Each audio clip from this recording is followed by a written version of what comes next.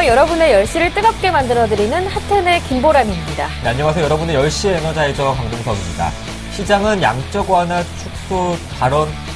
완화를 지지하는 제넷 옐런 연준 의장 지명자의 효과를 톡톡히 보고 있습니다. 네. 코스피는 갭 상승하면서 출발했고요. 2010선을 단숨에 회복했는데요. 기업들의 3분기 실적은 부진했지만 이제 날씨도 추워지고 연말로 다가오면서 배당을 노린 외국인 투자자들이 돌아오지 않을까 시장은 관심이 몰리고 있습니다.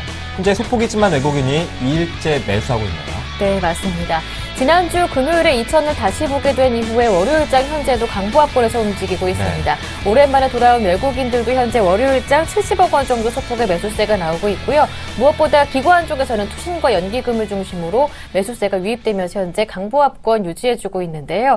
이번 주는 무엇보다도 돌아온 외국인들이 계속해서 사주느냐 확인해보는 시간이 될 것 같고요. 코스피의 방향도 위쪽으로 가닥을 잡았느냐 확인하는 기간이 될 것 같습니다. 현재 코스피는 2015, 코스닥은 513에서 움직이고 있는데요. 월요일장 현재 시장 흐름부터 자세하게 확인하고 오겠습니다. 시황센터 연결합니다.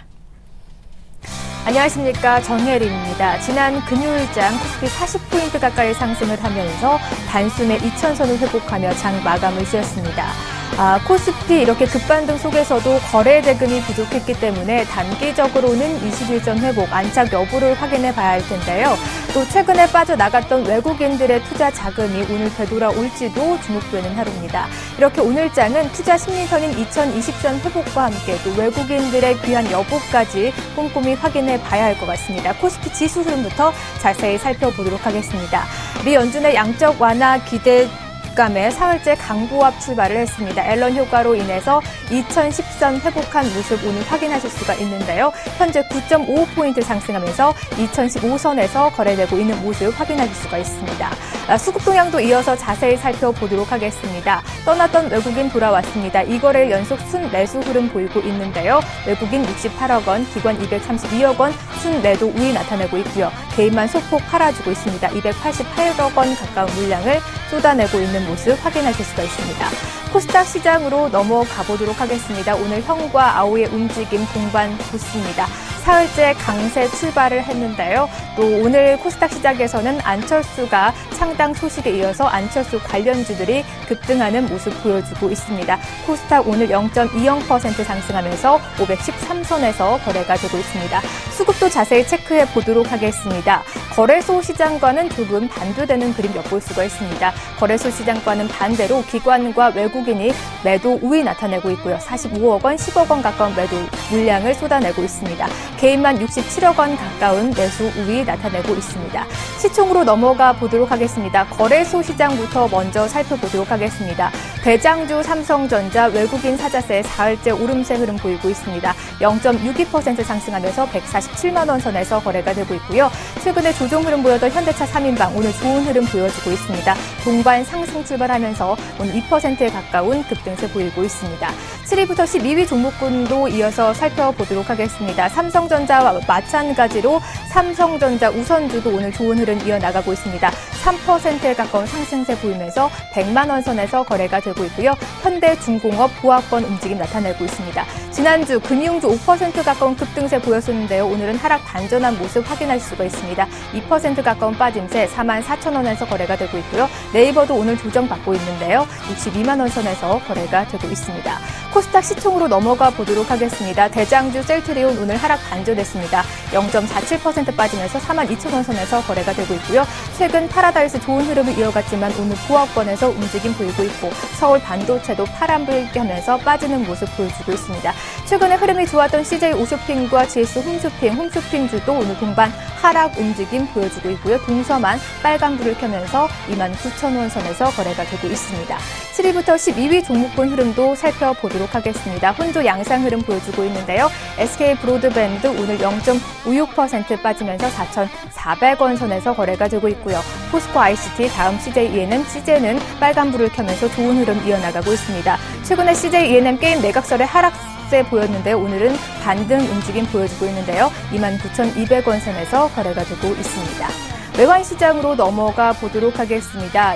미 연준의 차기 의장이죠. 앨런의 청문회 발언 이후에 양적 완화 기대가 점점점 축소가 되면서 달러가 약세 흐름 보이고 있습니다. 거기에다가 국내외 시장까지 강세를 보이면서 환율을 끌어내리고 있는데요. 오늘은 1,060원 선 초반에서 좀 등락을 거듭할 것으로 보입니다. 현재는 2원 빠지면서 1,061원 40전에 거래가 되고 있는 모습 확인하실 수가 있습니다.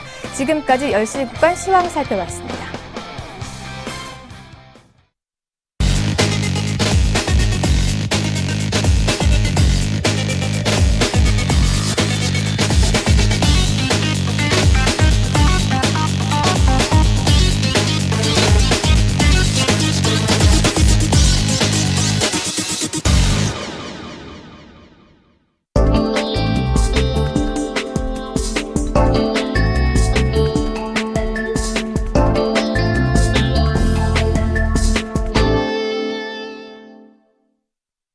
매주 월요일이면 이분을 만나보실 수가 있습니다. 여러분의 시장을 보는 눈과 수익률을 모두 크게 키워주시는 분이죠. 네, 토러스 투자증권 온라인 사업부 이승조 대표님, 무국 선생님 모셔보겠습니다. 안녕하십니까? 안녕하세요. 예, 안녕하세요.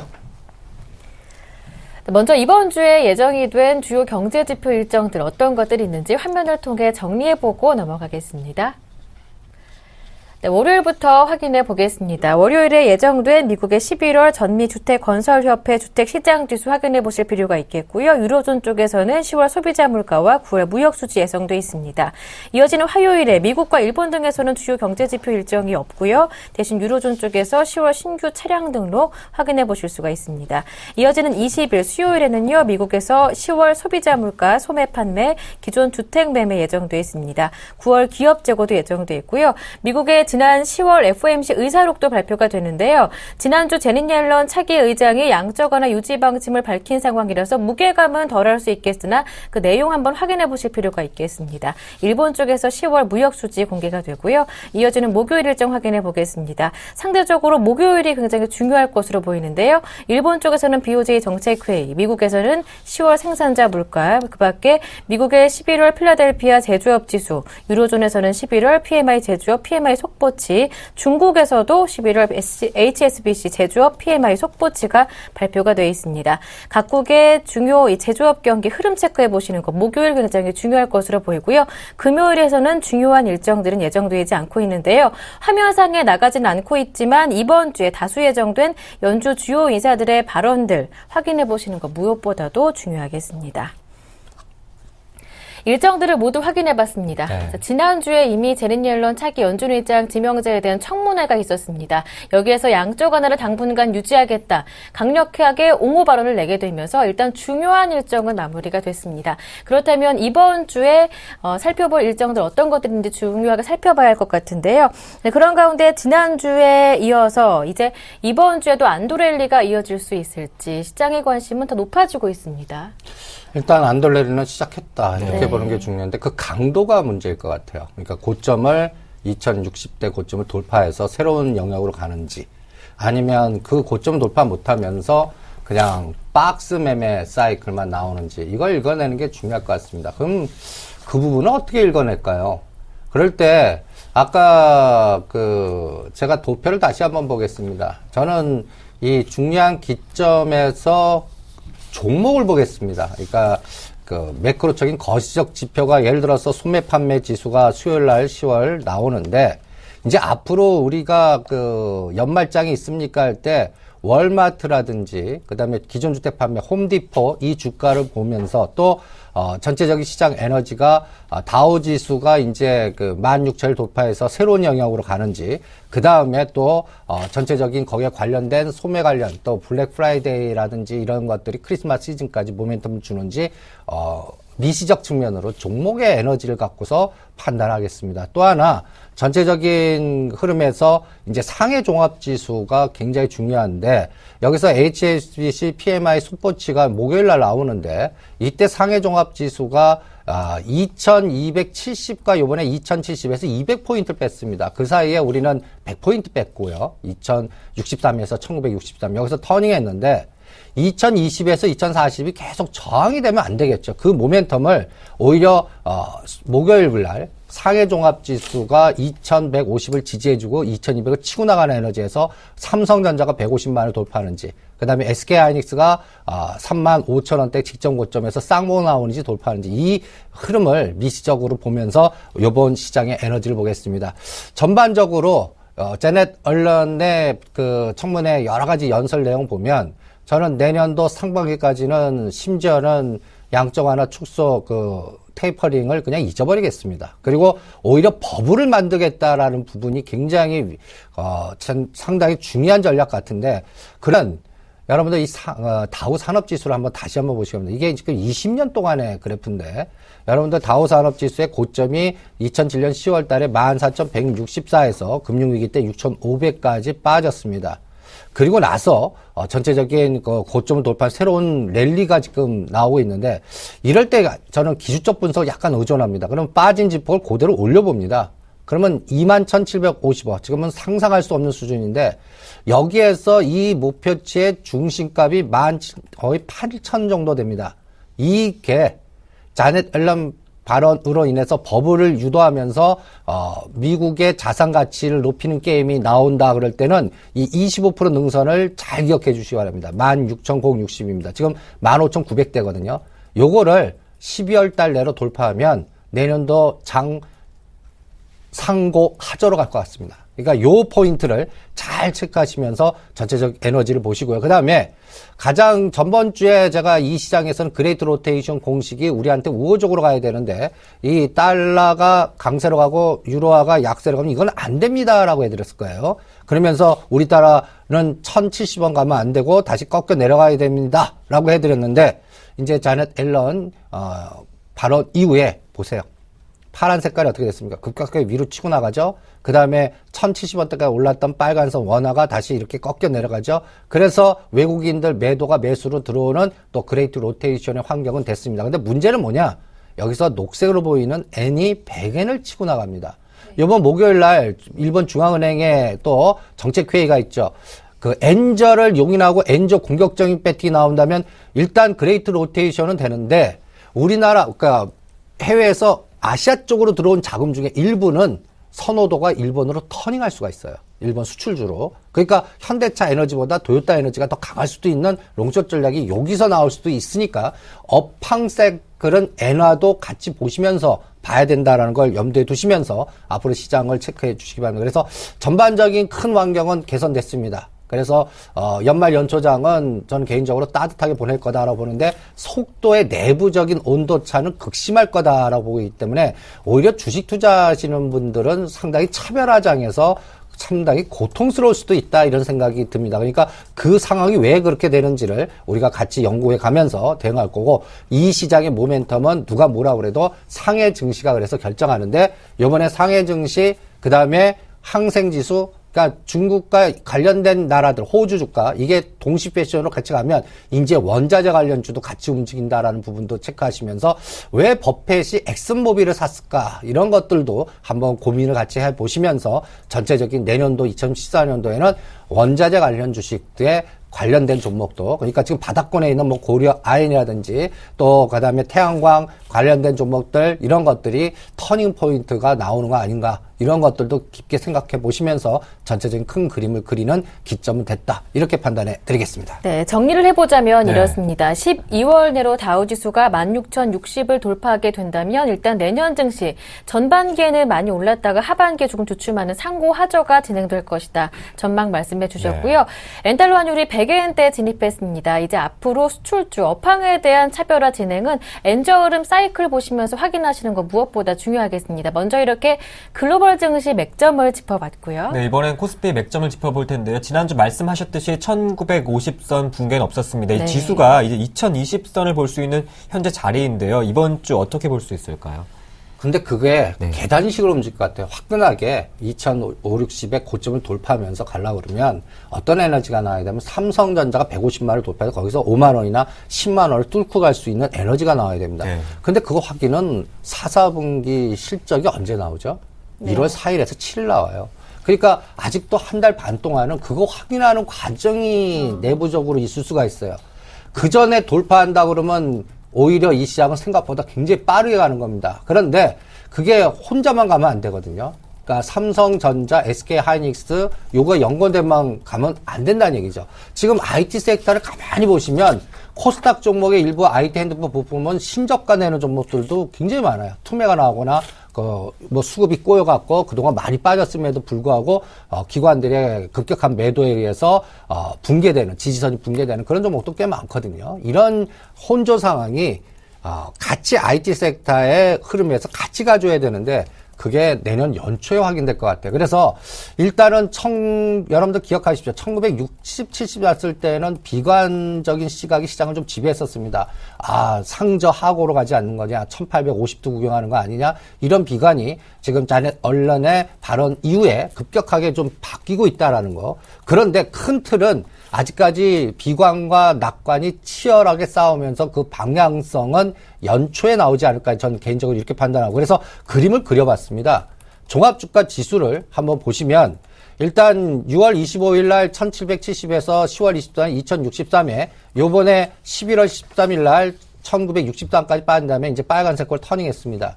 이 고점의 돌파 속도가 중요할 것 같아요. 돌파를 숫자에서 21% 정도 수준이 2150을 돌파하는 에너지의 A 시나리오가 나오기 위해서는 삼성전자 4사분기 실적뿐만 아니라 내년도 1사분기까지 우상향의 10조 이상이 그대로 유지되는, 그리고 국제적인 유동성장이 계속되는 이런 장이 될 때 A 시나리오가 나오고, 이때는 전차, 그러니까 대표되는 삼성전자, 현대차가 같이 가지는 에너지가 나와야 이 장은 크게 간다, 이렇게 보겠습니다.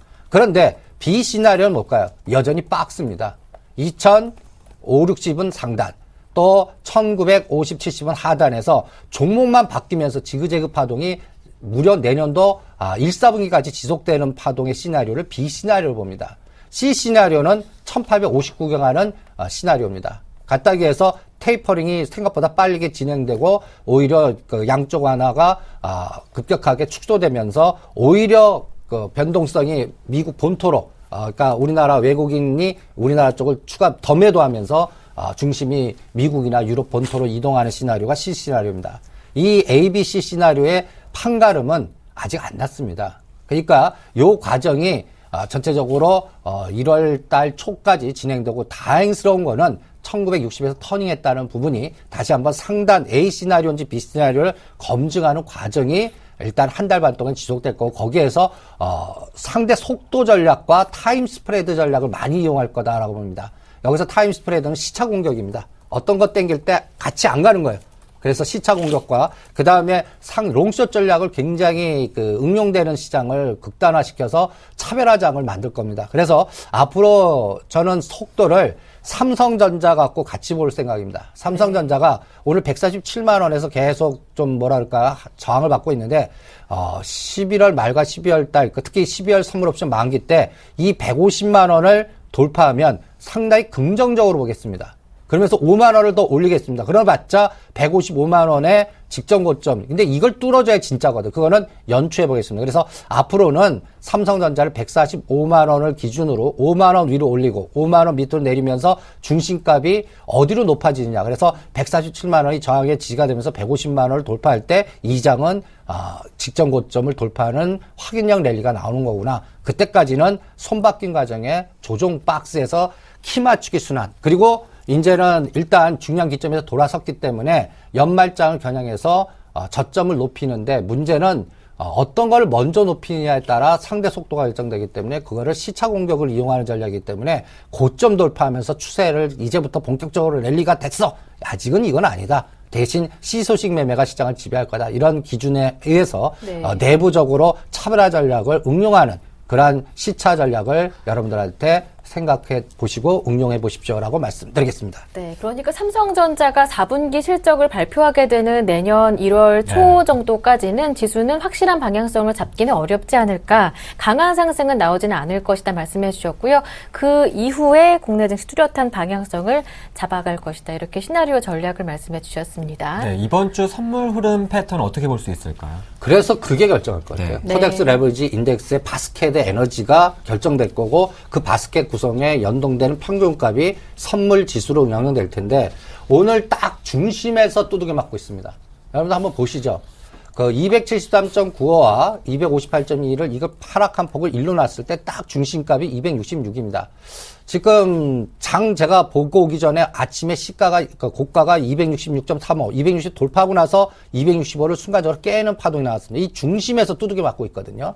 그러니까 이제는 이번 주는 이 266이란 중심이 지지되면서 270으로 가는 에너지가 나와야 됩니다. 그걸 누구한테 물어보는데 시가상위 종목들과 프로그램 매수, 비차익 매수, 선물과 현물을 외국인들이 매도로 하느냐, 매수와 매도를 엇박자로 하느냐, 아니면 같이 매수를 해주냐, 여기에 의해서 에너지가 결정될 겁니다. 그거를 체크하시고요.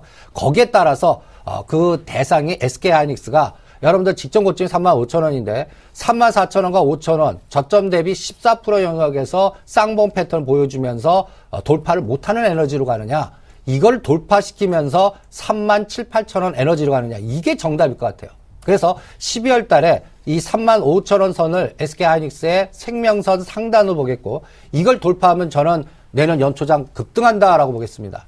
그런데 만약에 35,000원에서 32,500원 박스라고 그러면 종목 차별화장의 시수익 매매의 탄력성은 박스로 갇히면서 아까 얘기한 B시나리오의 순환적 매매만 나올 거다, 이렇게 보겠습니다. 그러니까 순환적 매매일 때는 매매 종목 맞추기가 굉장히 어렵습니다. 따라가는 매매보다는 미리 생각하거나 작은 배분을 통해서 전략을 짜야 되니까 그 포인트를 체크해 주시고요. 그 다음에 그거를 코덱스 레버리지로는 13,000원을 반드시 돌파해야 되는데 12,500과 13,000원에서 계속 윗골이 달리는 캔들이 나오면 이 장은 순환적 장과 바스켓 매수 매도에 의해 따라서 시가상위 종목과 옐로우칩들의 시소식이 시장을 지배할 거고, 방향성보다는 변동성 장이구나, 이렇게 보시는 게 정답일 거고, 만약에 아까 삼성전자 150만 원이 저항이 하나 지지, 그 다음에 SK하이닉스 35,000원 이걸 뚫고 가는 장이 나온다 그러면 이거는 연초 급등장의 랠리가 연속되면서 상황이 급격하게 개선되고 생각보다 큰 버블장이 나오는 그런 장이 연출될 거다, 이렇게 기준선을 잡고 실전 대응을 해보겠습니다.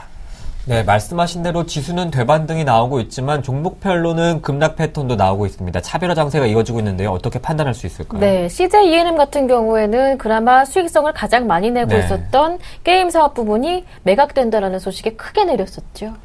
그 CJ ENM뿐만 아니라 지금 코스닥 종목에서는 우리가 소위 순식간에 급락하는 종목들을 많이 보고 있습니다. 네. 그러니까 패턴들이 있어요. 지수 쪽으로 빠져나가 갖고 좀 지지하는 줄 알았더니 더 빠진 종목과 그동안 급등했다가 오히려 122선 6개월 평균값을 급락하는 종목. CJ ENM 보시면 그동안 지속적으로 상승했다가 지금 급락합니다. 그럴 때 저는 이 급락 패턴도 이용하십시오라고 그럽니다. 즉 고점 대비 급격하게 중소업과 옐로우칩들이 38%나 반토막 정도 나오는 상황까지 급격하려면 여러분들이 악재 공포 속에서 투매를 하실 겁니다. 그런데 그렇게 하지 마세요.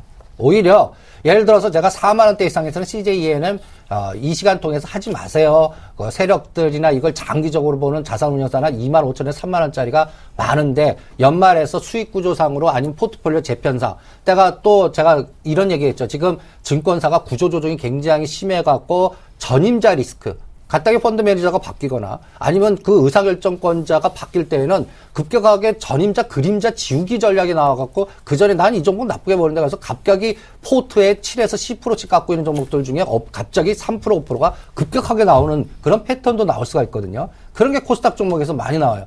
그러니까 연기금에서 제가 그래서 10에서 13% 사이에 있는 건 하지 마세요라는 것도 이러한 전임자 그림자 지우기라는 어떤 리스크, 이런 것들도 CEO 리스크, 뭐 여러 가지 이런 것들을 체크해서 생각해서 대응한 건데 요새 그 패턴들이 급격하게 코스닥 종목에서 많이 나오고 있습니다. 그렇게 되면 어느 정도 물량이 급격하게 소화되면 진정되게끔 되어 있습니다. 그래서 CJ ENM은 28,000원에서 25,000원에서는 오히려 역발상적 매수입니다. 그 대신 지점 고점 기대하지 마세요.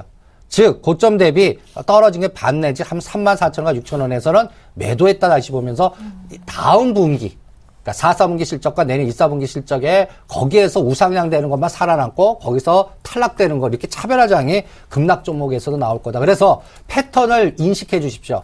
하락 패턴 1, 그동안 급등했던 종목이 빨간 색깔 120을 급락하면서 제자리 뛰게 하는 종목은 오히려 매수다. 그리고 4, 4분기나 1, 4분기에 반드시 되돌림 줄 때 이 진폭이 순식간에 3, 40%씩 빠진 거는 20, 30% 변동은 가능하다. 이런 것들을 체크해 주시고요. 하락 패턴 B, 그동안 지속적으로 빠졌다가 수렴됐는데 122선 대반등 안 주고 오히려 더 빠진 종목들. IT 부품주 중에서나 코스닥 종목에서 이런 패턴들이 많이 나옵니다. 예를 들어서 플렉스컴이 거의 비슷한 종목이죠.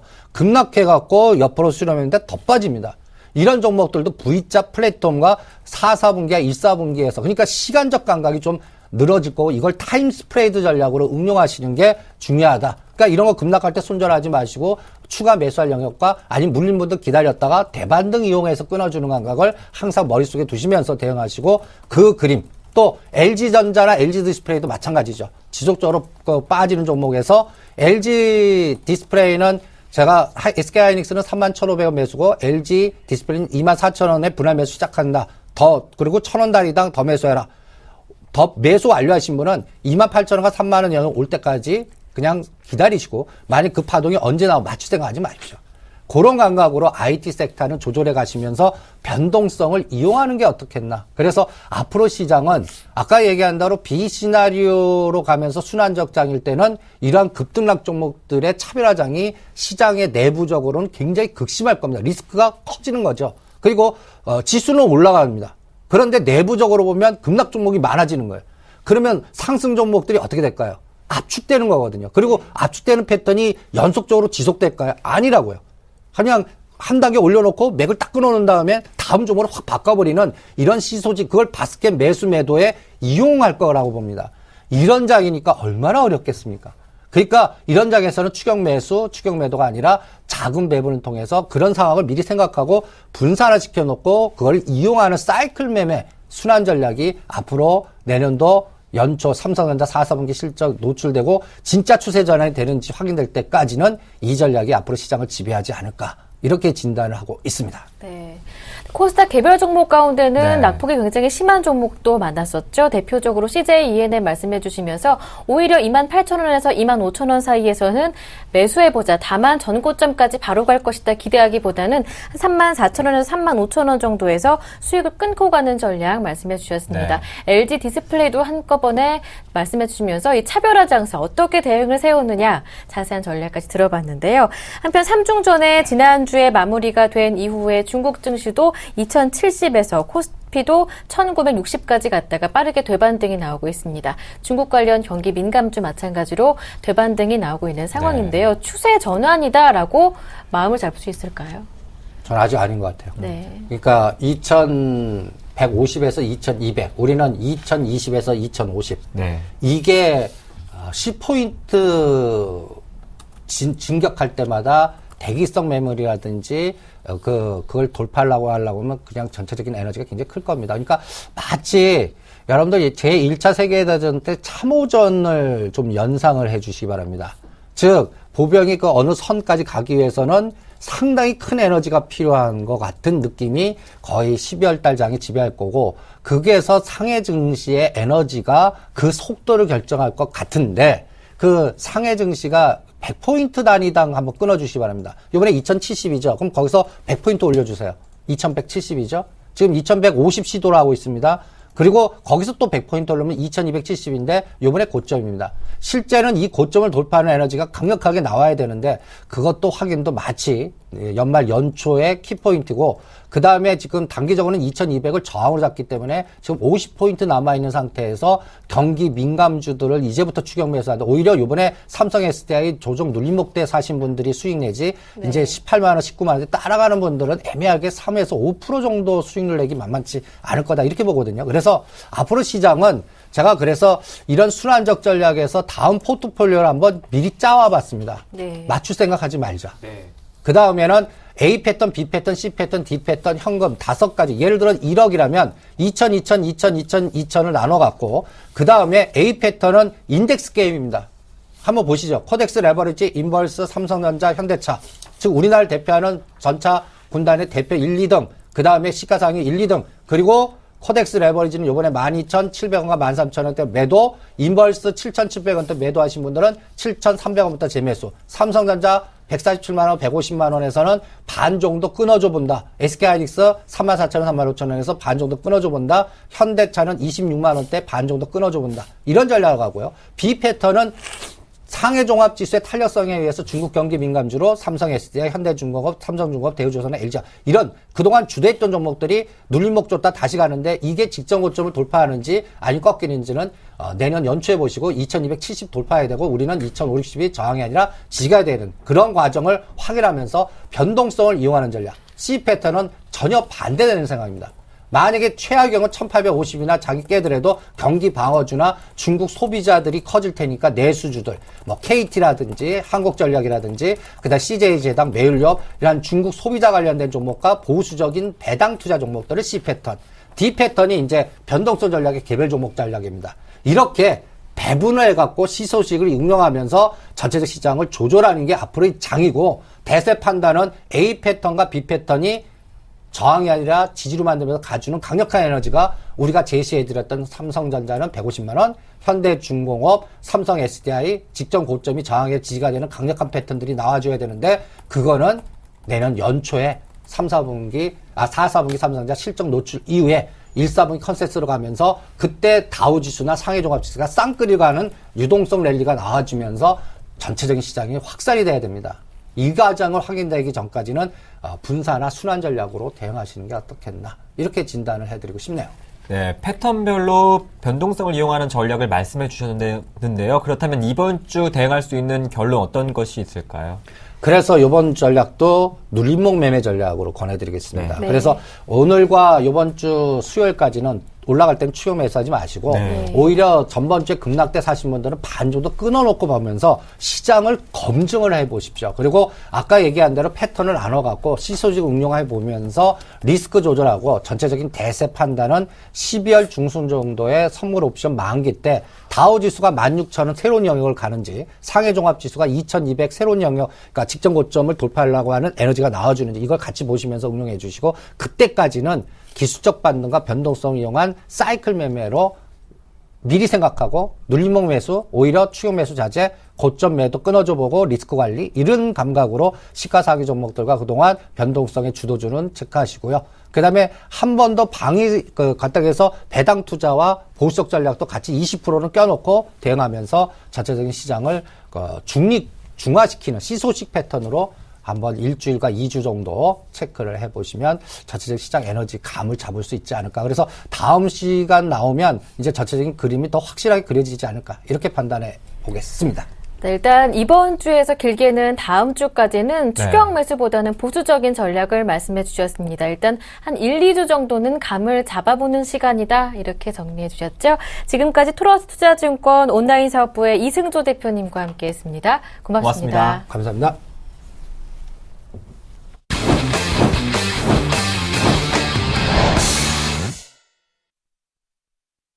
오늘장 시장 키워드 시간입니다. 오늘장 시장 키워드를 통해서 시장 전략과 전망 함께 들어보는 시간이죠. 네, 2000선을 다시 되찾은 이후에 상승폭을 조금씩 유지하고 있는 오늘장입니다. 오늘장을 이끌고 있는 키워드 어떤 것들이 있을까요? 화면 통해 먼저 정리해 보겠습니다. 첫 번째 키워드입니다. 이른바 앨런 효과의 코스피가 2000선을 회복했습니다. 최근 증시 하락세를 이끌었던 외국인의 팔자에 반전이 있을지 여부가 향후 관건입니다. 원엔 환율이 5년여 만에 최저치를 기록했습니다. 15일 기준 서울 외환시장에서 원엔 환율은 100엔당 1,061원 80전을 기록했습니다. 2008년 9월 이후 가장 낮은 수치이지만 시장은 무덤덤해서 수출 비상이나 엔저 공습을 걱정하는 목소리가 거의 들리지 않고 있습니다. 올겨울 혹한이 예보되면서 난방이나 제설 관련 업체들이 수혜주로 거론되고 있습니다. 황금알을 낳는 테마주로 인식되고 있는 3D 프린터주가 주가 상승률 대비 실적은 나쁜 것으로 드러나 투자자들의 우려가 제기되고 있습니다. 오늘 키워드 함께 해주실 분은 동부증권 방배지점의 김혜란 연구원님입니다. 안녕하십니까? 안녕하세요. 네, 지난주 앨런 효과의 2000을 다시 보게 됐고요. 네. 이제 이번 주는 앞서도 한번 짚어봤었는데 시장의 에너지 감을 잡아보는 기간이 아닐까 싶습니다. 수급도 환율도 지켜봐야 하는 시점이기도 한데요. 오늘장 키워드 가운데 주목하시는 건 어떤 것들인지요? 네, 아무래도 지금 뭐 날씨가 많이 추워졌는데요. 역시 올해도 한파가 일찍 찾아온 데다가 지금 올 겨울도 혹한 예보되면서 이제 겨울 수혜주들 어떤 거 있는지 좀 관심 갖고 보실 필요가 있을 것 같습니다. 뭐 대표적인 겨울 수혜주로는 뭐 식품, 난방, 의료, 뭐 유통 업체들 좀 살펴볼 수 있는데요. 저는 유통업체 같은 경우에는 뭐 11월, 12월이 한파 관련 방한용품 수요 증가로 뭐 기저효과와 이제 판매 증가로 백화점 같은 경우에 좀 기대가 되고 있는 부분이고요. 홈쇼핑 같은 경우에도 이제 한파 때문에 아무래도 실내에서 시공호학적인 그런 편의성 때문에 아무래도 좀 그런 수익성 확보될 수 있는 부분이 기대가 되고 있는 상황입니다. 그리고 이제 뭐 열이라든지 온수, 아파트나 이제 건물에 공급하는 지역 난방공사나 한국전력 이런 부분에 대해서도 좀 기대 갖고 보실 필요가 있을 것 같고요. 그리고 난방용 가스도 사용 증가하기 때문에 이제 이원이나 SK가스 이런 부분에서도 매출 증가가 좀 기대가 되고 있는 상황입니다. 그리고 뭐 작년에도 눈이 많이 왔었는데 이제 폭설로는 아무래도 국내에서 유일하게 제설제용 이제 염화칼슘 생산하고 있는 OCI에 대한 수혜가 가장 기대가 되고 있는 상황이고요. 그리고 국내 이제 보일러 시장, 뭐 경동나비엔, 귀뚜라미, 린나이 보일러 업체들도 이미 3분기부터 뭐 실적 증가하고 있는 부분인데 역시 한파에 대한 수혜를 볼 수 있는 회사로 뽑히고 있기 때문에 좀 관심 갖고 보실 필요가 있을 것 같습니다. 마지막으로 이제 요즘에 이제 추위 예상되다 보니까 단열재 다시 설치하거나 뭐 일반 창을 이중창 교체하면서 이제 건재하자 업체들 뭐 LG 하우시스, KCC 등에 대한 관심도 같이 지켜보실 필요 있을 것 같습니다. 네, 최근에 급 관심이 되고 있는 3D 프린터 테마주가 최근에 실적은 나쁜 것으로 드러나면서 거품이 껴있다 이렇게 말평들이 많습니다. 이와 관련해서 어떤 의견 갖고 계신지요? 최근에 뭐 가장 또 핫한 테마 중에 하나였는데요. 삼성전자가 이제 3D 프린터 시장 진출할 수도 있다라면서 그 소식 때문에 뭐 급등하는 모습을 보여주기도 했었습니다. 우선 삼성 측은 3D 프린터 시장 진출 검토하지 않다라고 공식 입장을 내놓긴 했지만 이와 관련된 업체들로부터 이제 시제품을 받은 것으로 파악된 상황인데요. 근데 오히려 이제 급등 이후에 이 소식을 오히려 차익 매물 출회 기간으로 좀 보시고 매도하는 매물들이 많이 나오고 있는 상황입니다. 미국이라든지 이제 중국, 유럽 같은 경우에도 뭐 이제 앞으로의 생산 방식을 바꿀 만한 그런 기술이다라고 하면서 국가적으로 지금 3D 프린팅에 대해 가지고 지원이 이루어지고 있는 상황인데요. 이제 지난달 말에 하이비전 시스템에서 이제 3D 프린터 시연회를 열었는데 오히려 이 시연회를 참가한 이후에 투자자들의 이제 기대 심리가 조금 더 하향되지 않았나 이렇게 좀 생각을 하고 있습니다. 뭐 플라스틱 컵 하나를 만드는데도 너무 많은 시간이 소요됐기 때문에 이게 상용화되기까지는 아직까지 역시 많은 시간이 남아있구나 이런 좀 투자 심리가 좀 급격히 꺾이는 그런 계기가 됐던 것 같고요.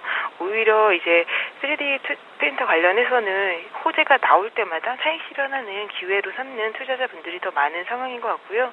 그리고 최근 관련주로 나와 있는 뭐 3D 그 프린터 관련주들이 전부 다 뭐 제조사에 공급하거나 추진하고 있는 것은 아니기 때문에 이런 종목들에 대해서 우선 막연한 기대감은 좀 주의하셔야 될 필요가 있을 것 같고 지금 3D 프린터라는 게 뭐 당장 불특정 다수를 상대로 판매할 수 있는 그런 구조나 상황이 아니기 때문에 역시 좀 막연한 기대감보다는 오히려 호재가 나올 때 역시 차익 실현 쪽으로 갖고 계신 분들은 같이 동참하시는 전략이 보다 유효하지 않을까 이렇게 보고 있습니다. 네. 네, 오늘 이 시간에는 한파 테마주 주목해볼 만한 종목들 자세하게 정리를 해봤고요. 반면에 3D 테마주 좀 거품에 대한 주의가 필요하다라는 당부의 말씀까지 함께 들어봤습니다. 오늘 장 전체적으로 본다면 전략은 어떻게 세워볼까요? 네, 뭐 아무래도 이제 지난 주말에 강한 반등 나오면서 좀 분위기 반전의 발판은 좀 마련됐다고 보고 있고요. 그리고 뭐 중국이라든지 이제 미국 관련된 불확실성도 많이 완화됐기 때문에 투자 심리도 개선되고 있는 상황이고 그리고 외국인들이 지난주에 다시 매수 들어오고 있는 데다가 국내 기관 투자자들도 지금 매수세로 전환됐기 때문에 뭐 수급적인 그런 균형도 많이 갖춰지고 있는 상황입니다. 따라서 이번 주 오늘 뭐 같은 경우에 이제 투자 심리선이 21선 오늘 돌파하고 안착할 수 있는지 여부랑 그리고 연말 다가오면서 거래대금 많이 줄어들고 있는데 거래대금 증가 회복할 수 있는지 확인하는 부분이 가장 중요할 것 같고요. 지금 뭐 업종이라든지 종목 대응하실 때는 조금 단기 트레이딩 관점에서 최근 연말에 이제 단기 모멘텀 있는 IT라든지 섬유의보 이쪽에 집중된 그런 압축 포트폴리오 작성하시는 것이 보다 유효하지 않을까 이렇게 보고 있습니다. 네, 오늘 장 전략까지 모두 알아봤습니다. 지금까지 동부증권 방배지점의 김혜란 연구원과 함께했습니다. 고맙습니다. 감사합니다.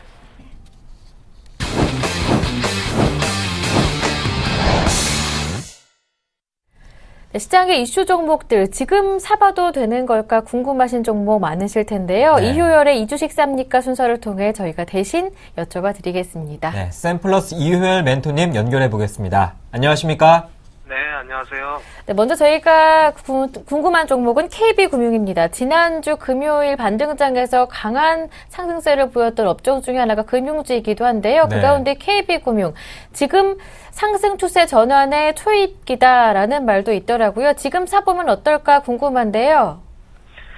네, KB금융은 최근에 이제 그 금융주가 워낙 이제 저평가를 좀 받았던 부분들이 작용이 되면서 최근에 반등은 좀 많이 일어났다가 다시 한번 좀 조정이 나왔는데 그 조정의 그 주체는 보면 역시 이제 공매도 조치가 해제된 것이 역시 부담으로 좀 작용한 상황이다 이렇게 말씀드리겠고 KB금융 자체만 보면 싸다고 볼 수 있습니다. 지금 은행주들은 전반적으로 KB금융을 비롯해서 좀 싼 주가다라고 말씀 좀 드릴 수가 있는데 KB금융의 일단 펀더멘탈을 좀 보시겠습니다. 일단 시가총액이 한 15조 원 정도 되는 기업이 되겠고요. 뭐 역시 은행권이기 때문에 그 부채 규모가 높습니다. 그래서 역시 뭐 돈에 관련해서 주요한 상품이 돈이기 때문에 부채가 좀 많은 상황이고요. 다만 전체적으로 뭐 총 자본이라든가 또 꾸준히 순이익 측면이나 이런 쪽에서 보면 2011년도 이후에 뭐 거의 2조 원에 육박하는 순이익을 좀 기록하고 있는 상황이다 이렇게 말씀드리겠고 작년에 1조 7천억 원의 순이익을 기록했고 올해 현재까지 예상되는 것은 한 1조 3천억 정도. 그래서 지금 주가는 자산 가치나 뭐 실적의 안정성을 좀 봤을 때는 현재 주가는 좀 싼 편이 아닌가 이렇게 생각이 됩니다. 다만 이제 그 문제가 되는 것은 역시 그 주가가 저평가이고 좀 싸긴 하지만 문제가 되는 거는 역시 이제 최근에 저금리 기조가 또 이어지고 있는 상태죠. 정부의 경기 부양 의지에 따른 저금리 기조가 또 이어지고 있는 상태고요. 또 최근에 공매도 조치, 아까도 말씀드렸습니다. 공매도 조치가 해제가 되면서 역시 이제 상방 위쪽에서의 매물 부담, 최근에 거래가 상당히 늘면서 올라갔지만 물량 부담을 감안한다면 역시 공매도 조치가 조금 부담이 되는 현재 흐름이 아닌가 생각이 됩니다. 그래서 일단 중요한 거는 어제 이제 금요일이죠. 금요일에 이제 다시 반등 시도를 하고 있는데 고점이 돌파될 거냐가 상당히 중요할 것 같습니다. 현재로 보면 42,000원 선 정도가 저항선으로 작용할 걸로 보이는데요. 그 고점을 돌파하는 것이 관건이 될 것 같습니다. 그다음 수급 쪽에서도 좀 보시면 잠깐 보겠습니다. 수급에서 좀 보면 주로 지금 수급은 그렇게 나쁘진 않은데 최근에 외국인 매도가 좀 있었고요. 최근까지 기관에서 물량을 좀 받는 그런 형태로 좀 진행이 되고 있는데 어쨌든 최근에는 전체적으로는 매수 기조가 더 많다라고 좀 보여지고요. 수급이 계속 유입되는지 여부를 좀 확인하시면서 대처하시는 게 좋겠다 이렇게 말씀드립니다. 매수 관심가는요 지금 4만 원 이하로 되고 있는데 최근에 그 고점이 한 44,000원 정도까지 진출했었거든요. 그래서 4만 원 이하라면은 말씀드린 대로 펀더멘털을 봤을 때 그렇게 비싼 가격은 아니라고 봐야 되기 때문에 관심을 가질 수 있는 가격이다 이렇게 말씀을 좀 드리겠고요. 목표가는 뭐 역시 이제 그 물량 부담이 좀 있긴 한데요. 예, 이전 고점이었던 44,000원 선을 제가 목표가로 말씀을 드리겠습니다.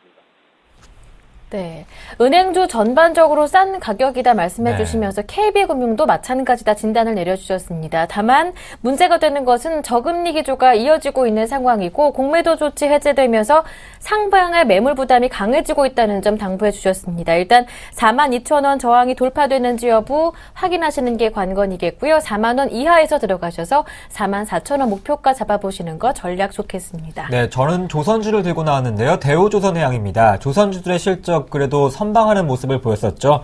업황 개선 기대감에 최근에 조선주가 단기간에 급등했습니다. 현재 가격에서 접근할 수 있는 가격인지 먼저 평가가 궁금한데요. 네, 대우조선해양은 일단 가격적인 면으로만 보면은 비싸다라고 볼 수 있습니다. 그 최근에 주가가 조선주들이 많이 올라왔는데요. 그래서 그런 부분에서 감안한다면 펀더멘탈이나 지금 실적 기조를 감안했을 땐 좀 비싸다라고 봐야 되겠습니다. 다만 지금 중요한 거는 조선주는 이제 수주 산업인데 수주가 역시 잘 되고 있기 때문에 그런 부분이 계속해서 주가에 좀 작용하는 모습이고요. 3분기 실적이 또 호조로 발표가 됐죠. 좋은 흐름으로 발표가 되면서 금요일 이후로 다시 한번 상승 기조로 좀 돌아서는 그런 모습이고요. 역시 업황 회복에 대한 기대감이 굉장히 작용한다 이렇게 말씀을 좀 드리겠습니다. 최근에 러시아의 그 최대 석유 회사 쪽에서 지분 인수를 검토한다는 뭐 이런 얘기가 있었는데 그런 뉴스 자체는 대우조선해양의 나쁜 뉴스는 아니겠습니다. 아무래도 지분에 대한 인수 부분이기 때문에 나쁘지는 않은 부분으로 보이고요. 다만 이제 고점 돌파 여부 또 수급 체크가 우선이 된다 이렇게 말씀을 좀 드립니다. 역시 최근에 고점을 기록했던 38,000원 이상의 가격을 다시 한번 돌파할 수 있는지가 가장 중요한 관건이다 이렇게 말씀드리겠고요. 말씀드린 대로 수준은 잘 되고 있습니다만 일단은 그냥 현재까지 펀더멘털로 봐서는 조금 비싼 가격이기 때문에 계속해서 외국인들 특히나 이제 조선주를 많이 사는 쪽이 외국인인데요. 외국인의 매수세가 유입이 되는지가 상당히 중요할 것 같습니다. 최근에도 뭐 1개월 평균으로 보면 계속해서 매도하는 기관에 대비해서 계속 매수해주는 외국인이 특징적으로 좀 보이고 지난주 금요일에도 대량으로 좀 매수를 해줬는데요. 이런 부분이 계속 이어질 수 있는지의 여부가 굉장히 중요하다. 현재는 수급이 좀 더 중요한 상황이 되지 않았나 이렇게 말씀을 좀 드리겠고요. 역시 매수 관심가는 그 수주나 역시 이런 호조들이 좀 많이 뉴스화되고 있는 상태이기 때문에 현재 37,000원 이하 가격이라면 한번 관심을 가져볼 만한 가격이 아닌가 말씀을 좀 드리겠고요. 목표가는 45,000원으로 말씀을 드리겠습니다. 네, 대우조선해양은 다소 비싼 가격이지만 외국인의 수급에 받쳐준다면 37,000원 이하에서는 관심 가져볼 수 있다 이렇게 말씀하시면서 목표가는 45,000원 설정해 주셨습니다. 오늘 일요일에 이주식 삽입가 시간에는 KB금융과 또 대우조선해양에 대해서 가격 평가를 받아봤습니다. 지금까지 샘플러스 이효열 멘토님과 함께했습니다. 고맙습니다. 네, 감사합니다. 네, 시간이 벌써 이렇게 됐습니다. 네. 여러분의 10시 핫텐도 여기에서 물러나겠습니다. 저희는 내일 다시 오겠습니다. 고맙습니다.